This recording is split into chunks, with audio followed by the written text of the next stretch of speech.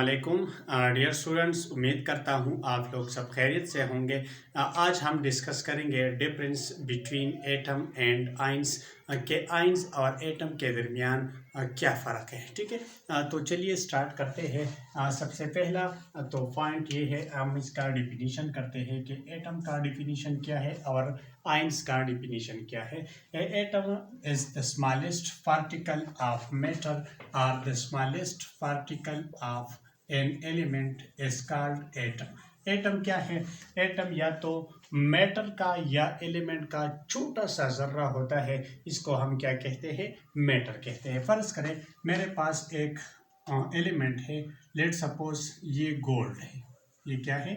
Gold. Gold एक matter या एक एलिमेंट है। ठीक है, तो ये गोल्ड जो है या एलिमेंट जो है ये एटम के कम्बिनेशन से बना हुआ है, यानी एटम स्मॉलेस्ट पार्टिकल कंबाइन होते हैं और ये स्मॉलेस्ट पार्टिकल के कम्बिनेशन से मैटर बनता है, या हम इस तरह कह सकते हैं कि इससे क्या बनता है?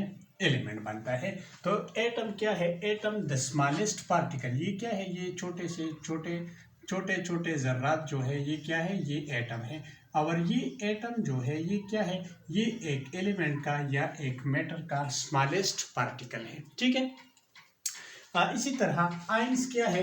Ion is the smallest unit of ionic compound. Ion क्या है? स्मॉलेस्ट यूनिट है। और किस चीज का स्मॉलेस्ट यूनिट है? आयनिक कंपाउंड का। फर्ज करें मेरे पास एक आयनिक कंपाउंड है, लेट सपोज सोडियम क्लोराइड है। ठीक है, तो सोडियम पर पॉजिटिव चार्ज होता है और क्लोराइड या क्लोरीन पर नेगेटिव चार्ज होता है। तो positive charge negative charge, positive charge negative charge, positive charge negative charge, positive charge and negative charge, ये आयंस जो है ये क्या है? ये स्मॉलेस्ट पार्टिकल है एक आयनिक कंपाउंड का। सोडियम क्लोराइड क्या है? एक आयनिक कंपाउंड है। जब बहुत सारे आयनिक कंपाउंड आयनिक आयंस जो है ये कंबाइन होते हैं तो इससे क्या बनता है? एक आयनिक कंपाउंड।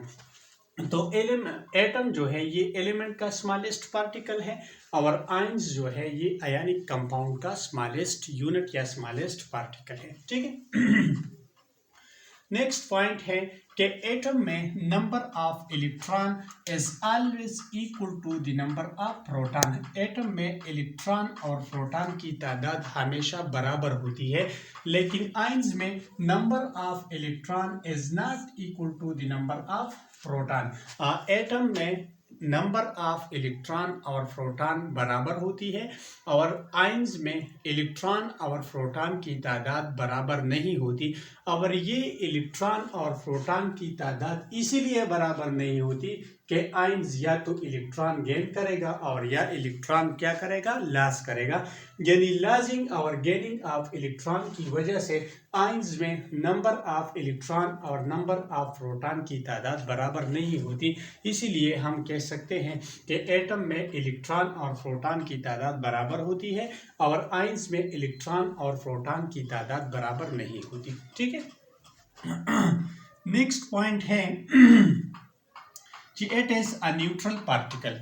एटम जो है ये एक न्यूट्रल पार्टिकल है और neutral particle mean which have no charge, जिस पर चार्ज नहीं होता। और एटम पर चार्ज इसीलिए नहीं होता क्योंकि इसमें नंबर ऑफ इलेक्ट्रॉन और नंबर ऑफ प्रोटॉन की तादाद बराबर होती है। इसी वजह से एटम जो है ये एक न्यूट्रल पार्टिकल है। वाइल आयंस जो है, वाइल आयंस चार्ज पार्टिकल है, इस पर या तो पॉजिटिव चार्ज होगा या नेगेटिव चार्ज होगा। पॉजिटिव चार्ज कब होगा? जब एटम इलेक्ट्रॉन लॉस करेगा तो इस पर पॉजिटिव चार्ज आएगा। अगर इलेक्ट्रॉन गेन करेगा तो इस पर कौन सा चार्ज आएगा?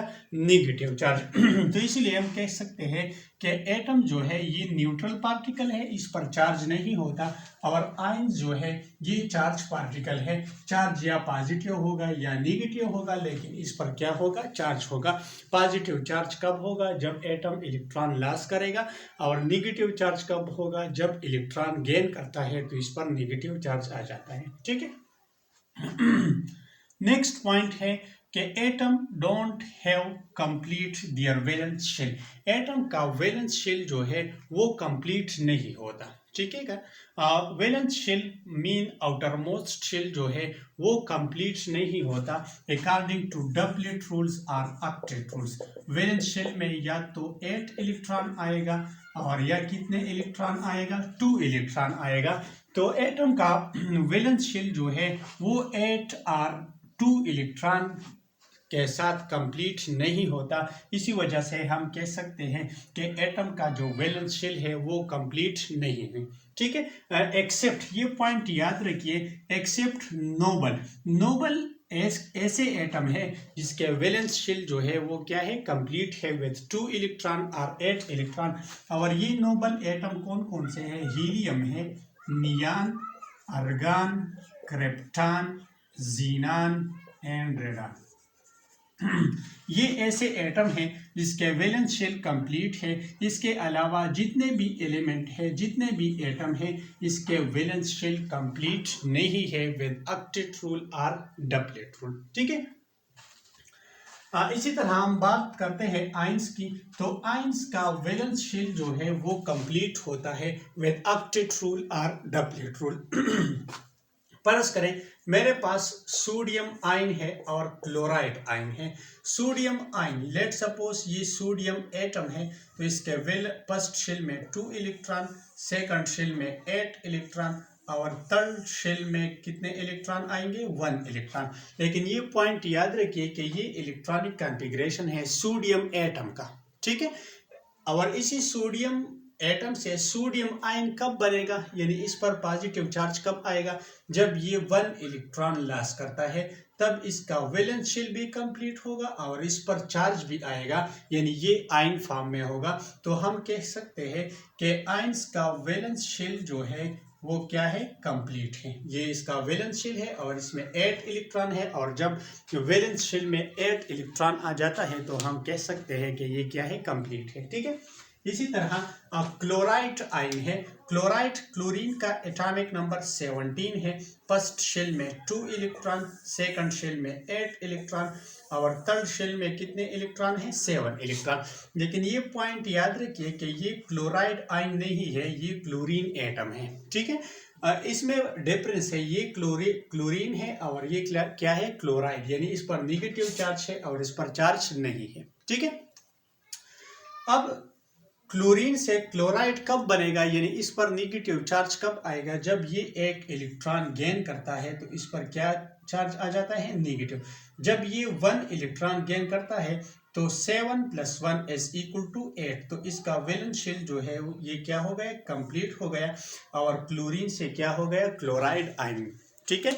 तो हम कह सकते हैं कि एटम का वैलेंस शेल कंप्लीट नहीं होता और आयंस का वैलेंस शेल जो है वो कंप्लीट होता है। और ऐसे एटम्स भी है जिसके वैलेंस शेल कंप्लीट है, तो वो एटम कौन से हैं, नोबल एटम है। और नोबल एटम है helium, neon, argon, krypton, xenon and so on, ठीक है। अच्छा, नेक्स्ट पॉइंट है it may or may not exist independently, ठीक है। ये या तो एग्जिस्ट करेगा इंडिपेंडेंटली या एग्जिस्ट नहीं कर सकता। ये पॉइंट याद रखिए कि इसमें 2 पॉइंट्स है, it may or may not exist independently. Those atom which can exist independently, यानी ऐसे एटम जो इंडिपेंडेंटली एग्जिस्ट कर सकते हैं, वो कौन से एटम है, वो नोबल एटम है, helium, neon, argon, krypton, xenon and radon. ये ऐसे एटम है जो इंडिपेंडेंटली एग्जिस्ट कर सकते हैं और ये इसीलिए कर सकते हैं कि इसके वैलेंस शेल जो है वो क्या है, कंप्लीट है, और जिसके वैलेंस शेल कंप्लीट होते हैं वो इंडिपेंडेंटली एग्जिस्ट कर सकते हैं, ठीक है।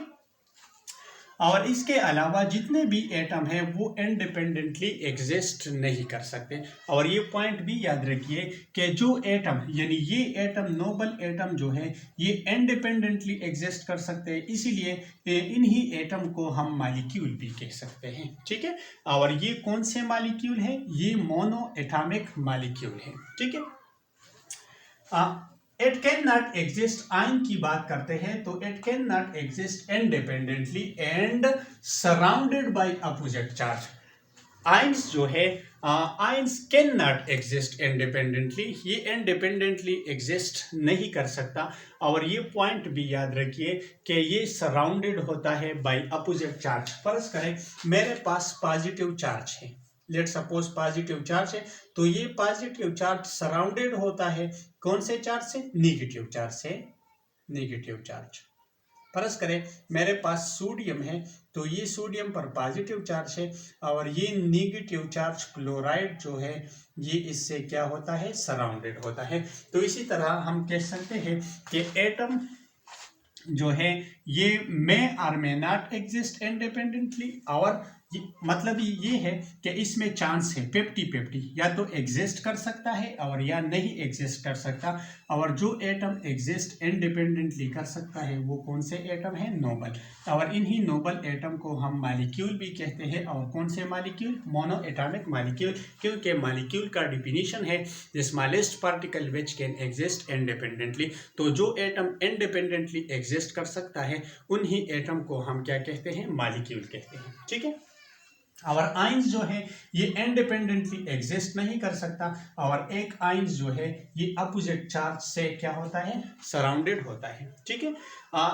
नेक्स्ट पॉइंट है atom combine and form molecule. Atom एक दूसरे के साथ कंबाइन होते हैं और क्या बनाता है? मॉलिक्यूल। और ये पॉइंट याद रखिए कि मॉलिक्यूल में हमेशा कोवेलेंट बॉन्ड होता है। कौन सा बॉन्ड होता है?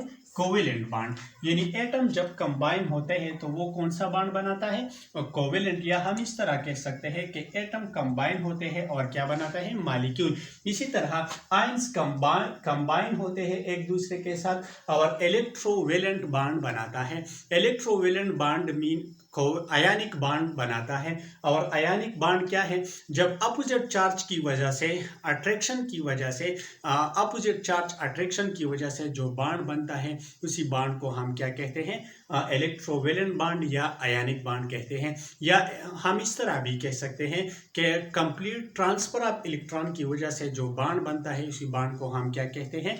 Ionic bond. तो ये पॉइंट याद रखिए कि एटम मॉलिक्यूल बनाता है, और या इस तरह हम भी कह सकते हैं कि एटम कंबाइन होते हैं और कोवेलेंट बॉन्ड बनाता है, और आयंस कंबाइन होते हैं कौन से बॉन्ड बनाता है? इलेक्ट्रोवेलेंट बॉन्ड बनाता है या आयनिक बॉन्ड बनाता है। या हम इस तरह भी कह सकते हैं कि एटम कंबाइन होते हैं मॉलिक्यूल बनाता है, और आयंस कंबाइन होते हैं एक दूसरे के साथ और आयनिक कंपाउंड बनाता है। ठीक है। आयंस कंबाइन होते हैं और क्या बनाता है? Ionic compound. और एटम कंबाइन होते हैं क्या बनाता है? मॉलिक्यूल बनाता है। या हम इस तरह भी कह सकते हैं कि एटम कंबाइन होते हैं कोवेलेंट बॉन्ड बनाता है, आयंस कंबाइन होते हैं और क्या बनाता है? इलेक्ट्रोवेलेंट या आयनिक बॉन्ड। तो ये था difference between atom and ions.